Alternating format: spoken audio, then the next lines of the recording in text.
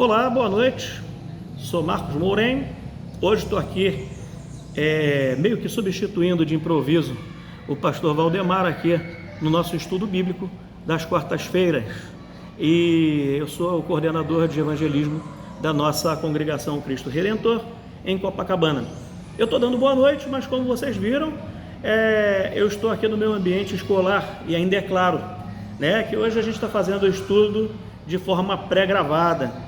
Então, vou conduzir um pouquinho desse estudo de forma breve, porque a gente vai ter, digamos assim, um estudo introdutório sobre a primeira epístola de Pedro, 1 Pedro, que nós vamos ver em linhas gerais, para que a gente não fique com esse ato do estudo do Novo Testamento que vocês vêm tendo às quartas-feiras com o pastor Valdemar presencialmente, né? E que hoje acabou que culminou comigo aqui, tá? Mas eu agradeço ao pastor Valdemar por confiar aqui o estudo e gostaria de iniciarmos esse momento com uma oração para que Deus ilumine nossas mentes e que nós possamos pensar, né, na epístola de Pedro como um norteador para a nossa vida. Então oremos. Senhor, Deus e Pai, muito obrigado por nós estarmos aqui nesta noite, que nós possamos estar juntos para o aprendizado, para que nós possamos ter nossas mentes abertas e nossos corações voltados para os Teus ensinamentos. Que Tu nos guardes, nos abençoes nesta noite, agora que nós vamos meditar sobre a primeira carta de Pedro. No nome de Jesus que nós oramos. Amém. Pois bem, pensando em primeira epístola de Pedro, nós temos aqui uma base introdutória, e eu construí aqui uma narrativa dentro da nossa posição doutrinária da IELB, que é muito importante dentro do contexto da primeira epístola de Pedro. Então vamos lá. Nossa visão doutrinária, ela se aplica a 1 Pedro dentro dos seguintes aspectos, tá? Nós acreditamos na esperança viva mencionada em 1 Pedro, no versículo logo 3, né, que é vista como um produto do Evangelho eficaz, a graça operando por meio da fé. Se a gente olhar lá para o versículo 3, nós conseguimos perceber um Evangelho que é eficaz, onde a graça opera por meio da fé. Nós não somos pessoas que, digamos assim, é por nós mesmos. A única coisa que nós temos que fazer apenas acreditar que a obra já está feita por meio do Espírito Santo. Então, esse é o primeiro ponto que nos conecta do ponto de vista doutrinário. Também, a carta de Pedro, nos versículos 15 e 16, e também no versículo do capítulo 2, versículo 9, faz uma exortação à santidade. A gente não pensar que nós temos uma graça barata, tá? Nós temos aqui um texto que vai tratar sobre o reflexo da vocação do cristão, que justificado é chamado a evidenciar essa graça em sua vida. Então o que acontece?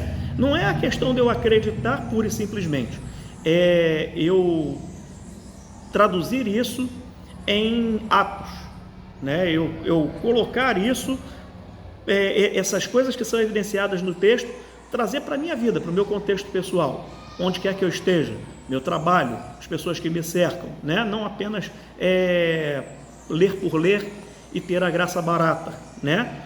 Vamos traduzir isso em frutos, né? Vamos frutificar dentro de um ponto de vista de santidade, tá? Vamos evidenciar essa nossa graça também no contexto da nossa vida. Temos também, ainda no versículo 1, versos 6 e 7, o sofrimento como refinamento da fé, um reforço à doutrina da consolação bíblica sob provações, que confia na palavra como sustento. Como cristãos, devemos elevar nossas dificuldades, nossos desafios unicamente ao nosso Deus, por meio de Jesus Cristo, né? Vamos digamos assim, por mais que nossas provações sejam grandes, por mais que os nossos sofrimentos tentem nos colocar para baixo, nós devemos refinar esse sofrimento por meio da fé. E essa fé é por meio, de levarmos a Cristo, buscar através da consolação bíblica, o conforto para essas provações. Por meio de Cristo e por meio da palavra de Deus, nós temos a nossa consolação sobre as provações que muitas vezes se mostram como grandes na nossa vida. Então isso que na realidade vai nos sustentar para algo, digamos assim, lidar com as dificuldades que aparecem no nosso cotidiano. E temos também o seguinte, no capítulo 2 do versículo 3, nós temos o seguinte, temos uma curiosidade interessante, que é a vida exemplar nas relações sociais, que encaixa na questão da ética cristã, fundamentada na fé ativa em Cristo e na sua graça. Então, o que acontece?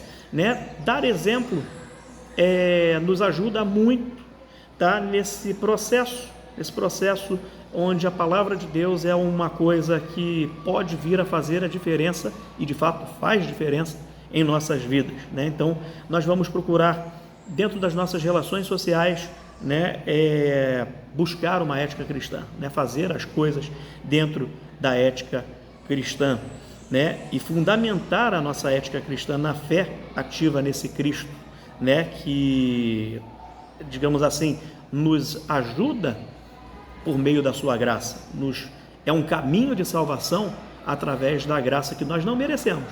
Tudo é uma obra de Deus na nossa vida.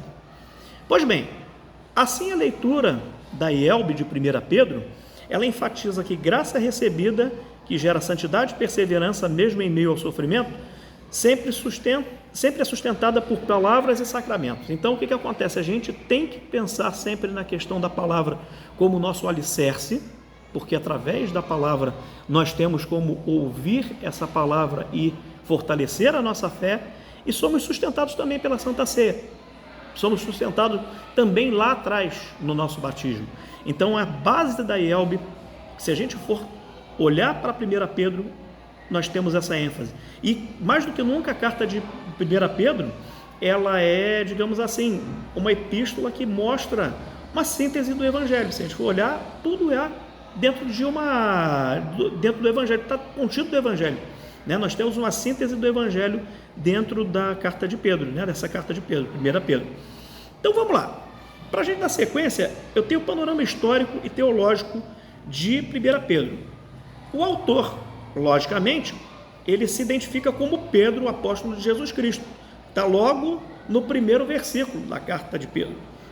Lá no capítulo 1, versículo 1, a gente tem esse Pedro apóstolo. Quem é esse Pedro apóstolo? É o Simão Pedro, que, digamos assim, muitas vezes é um homem instável na sua fé, ele age muito como nós agimos.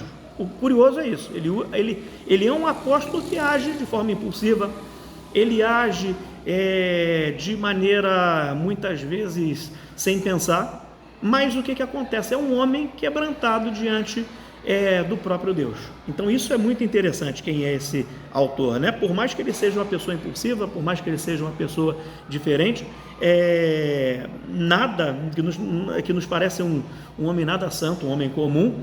O que acontece? É um homem quebrantado, Por mais que ele tenha pecado, até mesmo negando a Jesus 3 vezes, ele depois, mesmo assim, ele é, digamos assim, um grande amigo de Jesus Cristo, Quando Jesus Cristo ressuscita, esse Pedro é um homem que vai se colocar diante desse Cristo como um eis-me aqui, Então, e de fato depois, nas piores provações dos primeiros séculos, Pedro vai, digamos assim, no primeiro século, na realidade, nas provações do primeiro século, Pedro, ele não se vê nem digno da crucificação igual Jesus Cristo. Ele pede para ser crucificado de cabeça para baixo, porque ele não se acha digno, da mesma forma que Cristo foi crucificado. Então, esse é o autor da carta, E a carta é endereçada aos estrangeiros dispersos, que estão nas províncias da Ásia Menor, na Galácia, na Capadócia, né, na Ásia, Bitínia, né, também está lá colocado, né, no versículo 1, tá? Então a carta está endereçada a esses lugares mais distantes, que não é aquele centro onde os eventos da fé cristã acontecem, são locais mais distantes, tá? E curioso é que, olha que coisa interessante, né? Os discípulos, eles são bastante jovens, se a gente for observar, porque todos os eventos já acontecem. Pedro, ele, digamos assim, ele é uma pessoa que coexiste com Cristo, mas essa carta ela é criada entre 62 e 64 depois de Cristo. Então, possivelmente escrito aonde? Em Roma. E Roma é apelidada simbolicamente de Babilônia, né? Então, o que acontece? Babilônia porque estava submersa em mitologia, né? E as pessoas estavam ainda conhecendo esse, digamos assim, esse evangelho que era uma novidade, né? Então nós temos esse detalhe importante aqui. Pois bem, temos como temas centrais, tá, a esperança viva e a salvação, o Cristo ressuscitado que assegura a herança eterna e que fortalece a fé mesmo sob o sofrimento. Então, por mais que sejamos sofredores, temos uma fé nesse Cristo que nos salva, nesse Cristo que segura a herança da vida eterna para todos nós e, digamos assim, nos fortalece, nos encoraja a viver em meio a essa dificuldade, crendo que há de vir uma vida eterna melhor do que esse momento que nós estamos vivendo aqui hoje. Como segundo aspecto aqui, nós temos um chamado à santidade, né? Vivemos separados do pecado e à semelhança de Deus. Então esse chamado à santidade, viver separados do pecado e à semelhança de Deus, né, é o seguinte, é quando existe uma conexão através da crença, da fé, naquele sacrifício de Jesus Cristo. Então essa crença, né, essa fé no sacrifício de Jesus Cristo é que nos reconcilia, né? Nós estamos, né, sendo chamados à santidade, a viver separados do pecado e a uma semelhança até mesmo, por exemplo, desse Cristo, né, junto a Deus Pai, né? Então nós temos esse chamado a viver em santidade. Pois bem, também temos um terceiro aspecto, que é o sofrimento e o testemunho. Por mais que soframos, que possamos dar testemunho de perseverança e esperança na vinda, né, digamos assim, de um mundo diferente, né, que é prometido, né, através de Jesus Cristo, né? Então Cristo ele nos chama a uma vida eterna de esperança, né, e a perseverarmos nessa vida com fé, né, perseverarmos que vem algo melhor aí pela nossa fé, tá? Um quarto aspecto são virtudes sociais e familiares. O cristão deve viver uma forma exemplar em todas as relações, seguindo o exemplo de Cristo. Por mais que sejamos pecadores, obviamente, se nós fizermos, né, aquele exame de consciência que está lá no nosso Seminário Luterano, a gente vai encontrar ali muitas coisas que nós não conseguimos fazer porque é obra da lei, né? Mas o que acontece? Em meio às nossas fraquezas temos o exemplo de Cristo e vamos buscar o quê?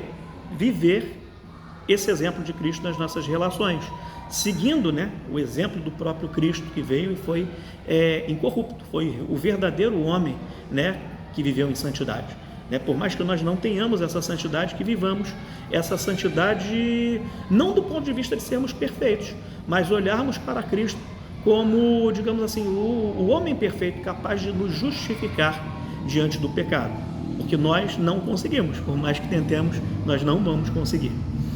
E o ponto 5 é que a carta de Pedro nos traz orientações aos líderes da igreja, né?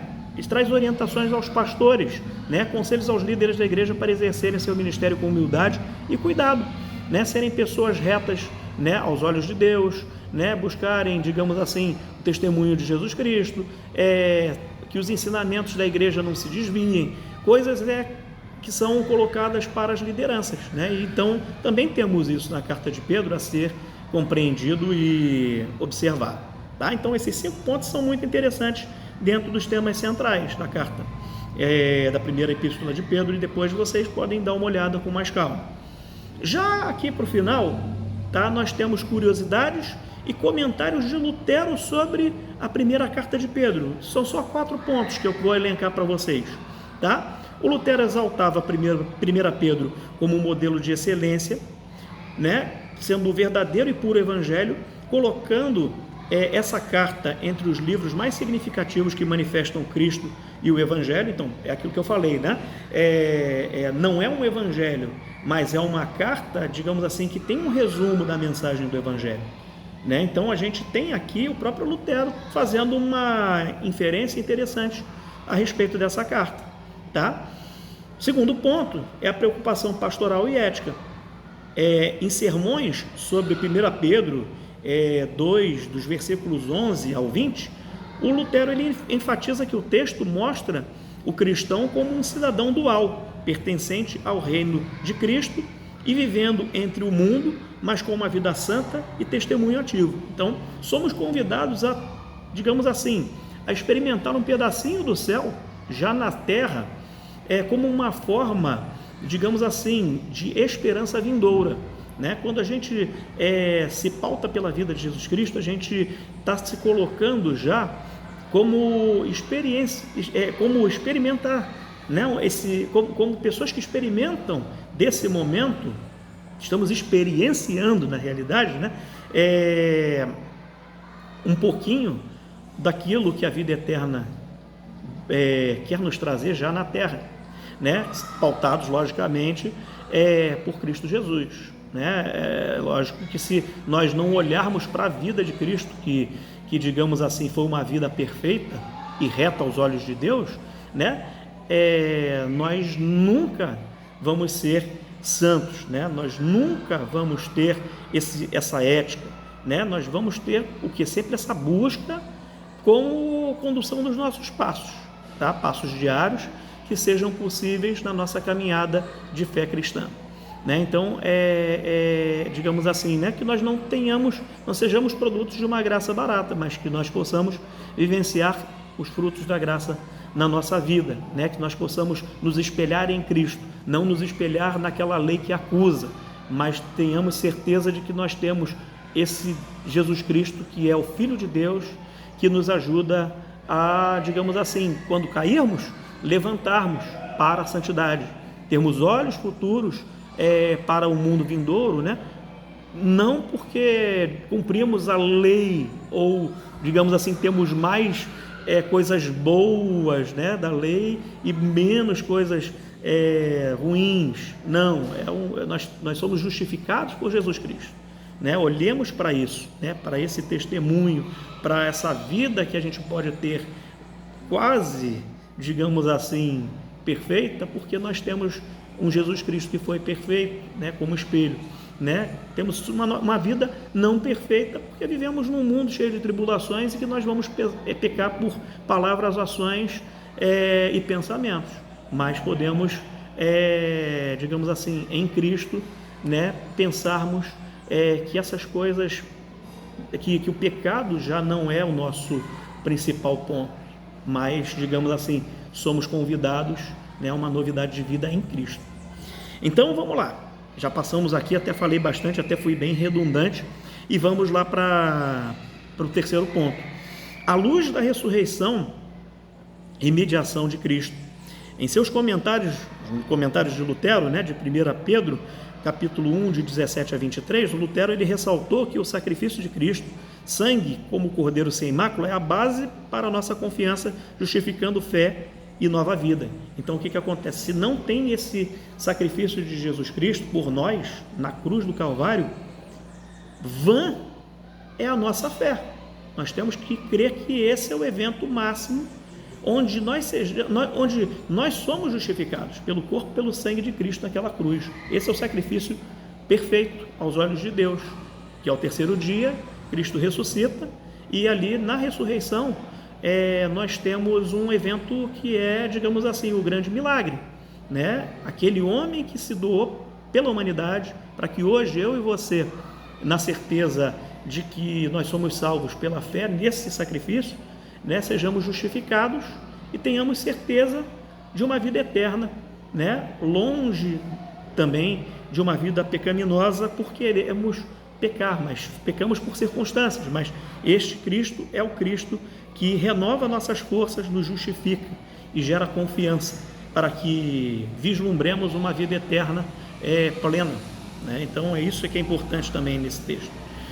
E por último, né, sobre a mediação e esperança viva.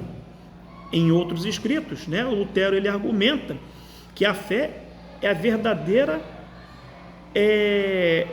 digamos assim, dentro de uma questão onde nós temos o Cristo como mediador vivo, que foi erguido e concede acesso ao Pai, gerando uma fé vital e viva. Ou seja, aqui nós temos o evento da ressurreição, tá? Então esse evento da ressurreição cristã é que vai nos trazer, né, uma base de nova vida, né? Uma fé vital, né? Uma fé vital e viva, né? Então nós temos essa geração concedida, né, de acesso ao Pai, tá?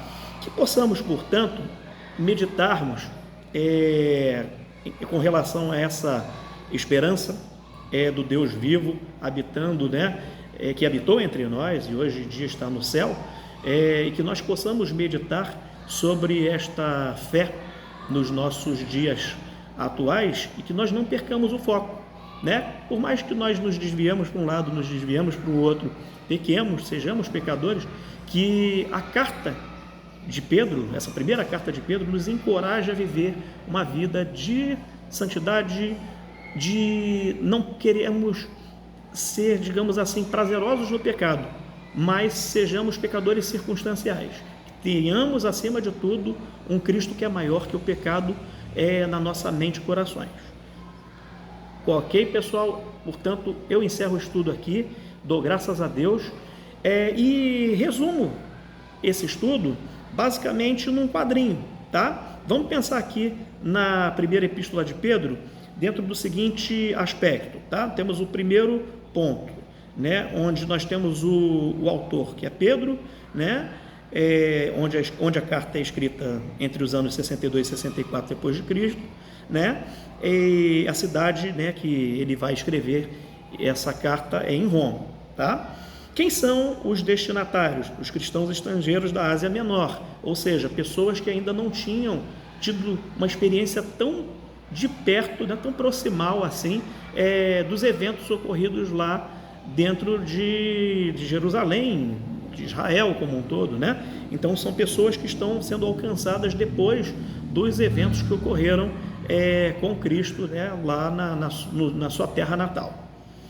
Os temas principais da carta de Pedro são esperança, santidade, sofrimento, a nossa vida social e o ministério pastoral, né, com as diversas exortações que são dadas. E a nossa ênfase doutrinária daqui da IELB, né, é a graça pela fé, a esperança cristã, a perseverança na fé, sobretudo a ética cristã, né? Olharmos para Cristo como um espelho, fortalecermos nossa vida olhando para esse Jesus Cristo que é maior que o pecado, né? Embora nós sejamos pecadores, nós temos algo maior, esse Jesus Cristo maior que o pecado, que venceu o pecado e que hoje, digamos assim, serve como nosso espelho para as ações, né? E aí, essa carta é o resumo da nossa fé, né? Resumo do Evangelho, né? Como nós já vimos. E com relação aos comentários do Lutero, a gente tem aqui, ó, elevação de 1 Pedro, né? Como já falei, como a epístola do Evangelho, focada na ressurreição, na ética cristã e na cidadania cristã. Somos cidadãos cristãos, com uma mentalidade diferenciada. Somos luteranos, hoje transformados, né, pelo poder da palavra de Deus, né? Somos transformados pela fé em Jesus Cristo, né? Somos transformados porque existiu algo maior que o pecado. E nessa certeza, eu termino esse estudo muito feliz com uma oração nesse instante. Senhor Deus e Pai, muito obrigado por esse estudo, obrigado por um momento que ainda que eu não seja tão preparado para esses estudos bíblicos, que o Senhor tenha me capacitado e que o Senhor possa estar, Deus, abençoando a todos agora que participarão desse estudo, que eu tenha podido ter com clareza proclamado o Teu Evangelho, proclamado sobre a Tua Palavra. Te agradeço, Senhor Deus, por todos que acompanharam esse estudo e que o Senhor possa estar nos dando uma noite de paz e de bênção com sono tranquilo e reparador. Uma boa noite a todos. Amém. Que Deus nos conceda uma noite de paz, de bênção, que nós estejamos dispostos aí a sempre estarmos vivenciando uma caminhada de fé, tendo Jesus Cristo como o nosso único e suficiente Salvador, como o nosso grande espelho para as nossas ações cotidianas. Portanto, eu me despeço aqui de vocês e que essa noite seja uma noite tranquila para todos nós. Uma boa noite a todos e muito obrigado. Até a próxima.